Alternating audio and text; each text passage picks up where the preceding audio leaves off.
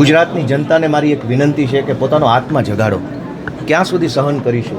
ક્યાં સુધી આ બધું ચલાવી લઈશું? રોજ ઉઠીને અત્યાચારો થાય છે, અન્યાયો થાય છે, લોકો બેમોત મરે છે. ક્યાંક અગ્નિકાંડમાં લોકો બેમોત મરે છે, ક્યાંક લઠ્ઠાકાંડમાં મરે છે, ક્યાંક પુલ તૂટેને મરે છે, ક્યાંક બોટ ઊંધી વળીને ડૂબીને આપણા દીકરાઓ મરી જાય છે. આ બધો જ અન્યાય અને અત્યાચાર આપણે શા માટે સહન કરીએ છીએ અને ક્યાં સુધી સહન કરીશું? ગુજરાતના ગામડામાંથી આવેલો એક નાનો એવો દીકરો ગોપાલ ઇટાલિયા ગુજરાતની જનતાને બે હાથ જોડીને વિનંતી કરે છે કે તમારો આત્મા જગાડો. આટલી હદે સહન કરવાની જરૂર નથી, આટલું લાચાર રહેવાની જરૂર નથી. આપણે ગાંધી અને સરદાર જેવા ક્રાંતિકારી પુરુષોની ધરતીના માણસો છીએ.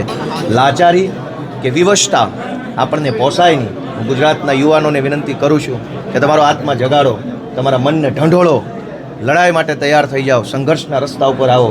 અને ક્યાં સુધી સત્યાગ્રહ છાવણીમાં બેસીને માત્ર આપણે આંદોલનો કરતા રહીશું અને સરકાર આપણી વાત નહીં સાંભળે? આવો એક મોટું આંદોલન કરીએ, સંઘર્ષના રસ્તા પર જોડાઈએ અને આપણે સૌ ભેગા મળીને ગુજરાતની અંદર બદલાવ લાવવાનો સંકલ્પ લઈએ.